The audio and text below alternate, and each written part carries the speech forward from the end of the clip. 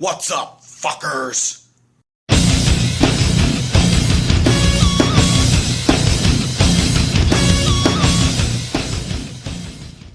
Hey, what's going on, Internet Galactic Criminal, back with another video. So before I start this video, I want to give a huge shout out to a buddy of mine, Mr. Lou Valerio, responsible for that sick-ass fucking intro you just saw. If you want to go to his channel, check out some of the After Effects that he's done in his videos, you go ahead and do that. I'll leave a link right down there in the description box. So as you can pretty much tell behind me, I've been watching Netflix today. Started watching this show, fucking Stranger Things. Now I'd seen that the trailer was out on YouTube a while back, and I wanted to do a video on it, but I never did. I'm kind of regretting it now because this show is fucking fantastic. Netflix, you fucking done it again. Now I can't really even think of a show that Netflix has done that hasn't been successful. So this show is like set back in the 80s around the time of the Cold War.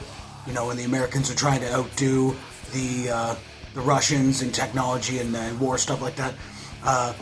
So yeah, this show is kind of a weird mixture for me. It's kind of hard to describe, but it's like if you took like E.T., you mixed it with fucking John Carpenter's The Thing and The Goonies, and you just smashed them all together into one fucking TV show. That's what you're getting here. So I'll do my best not to give any spoilers for the show if you're planning on watching it, but basically there's like so yeah, the show really kind of takes place in like a small town. I think it's in Indiana, they said. Yeah, and there's just weird fucking shit happening. There's like how do I say this stuff without spoiling the show? You know, you got your interdimensional monster wreaking havoc in the little town. You got people trying to figure out what's going on. It's awesome because you got this little group of kids, kind of remind me of like a Goonies crew, and they're trying in their way to figure out what happened to a boy, a friend of theirs that had disappeared.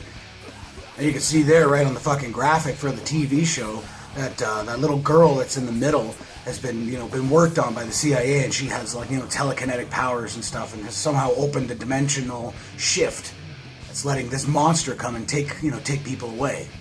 And of course, everyone thinks that anybody who's seen this is fucking crazy, so they're basically shut down.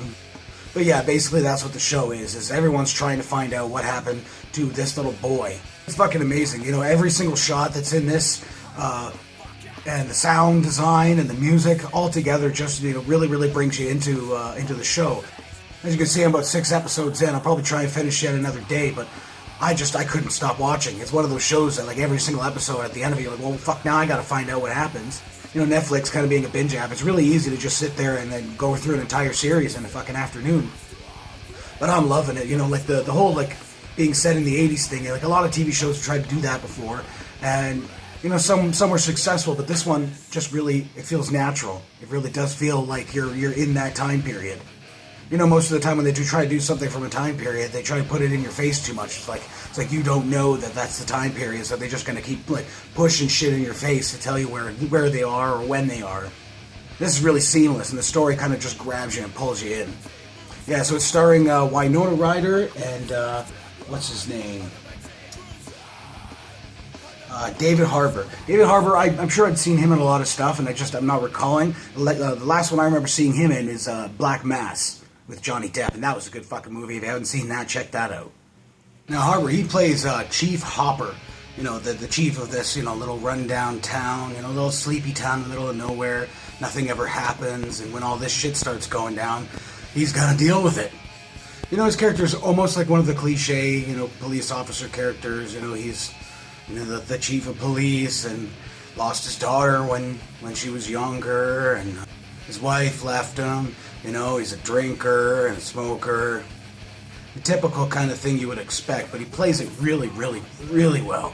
I think he's one of the strongest performances so far in the show. He really has to be the guy that keeps his head through all this stuff, even though he's seeing some really fucking weird shit. Yeah, Winona Ryder, you haven't really seen her too much lately. She did that little spot in Star Trek, and yeah, there's not too much. I heard that like a Beetlejuice remake is going to be getting made, and she's been it's been said that she's on board for that. When it started off in this, I wasn't really feeling her character, mainly because her acting style is so strange.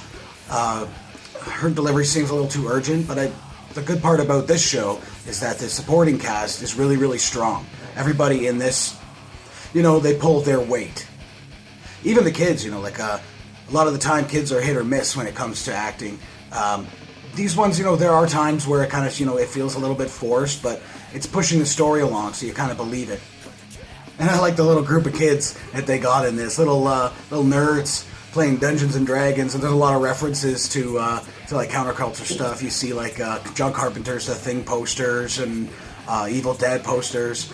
Like this isn't even a spoiler. At one point, one character says to a younger character, you know, tear that down, it's inappropriate. And it's a poster from Evil Dead. It just fucking gave me a little chuckle in the middle. You know, it's kind of like an emotional roller coaster in a way. You know, sometimes you're scared, you know, sometimes you get a chuckle or cool references. Everything about this show is 100% on point. Netflix is just dominating in TV shows. Well, not even TV anymore. What do you call them now? Streamy shows. Fuck if I know. Yeah, this show is absolutely spectacular. Absolutely spectacular. I could not recommend this enough. Honestly, as right now, I'm not even done the first season of this thing, and I'm giving it a 5 out of 5 stars right now. If I could give it another fucking star, I would, but you know. So yeah, if you're curious about this thing, I'm sure you can go on and check out the description there on Netflix, or go ahead and check out the trailer that's on YouTube. There's a couple of those there. And as always, have yourself a fantastic evening.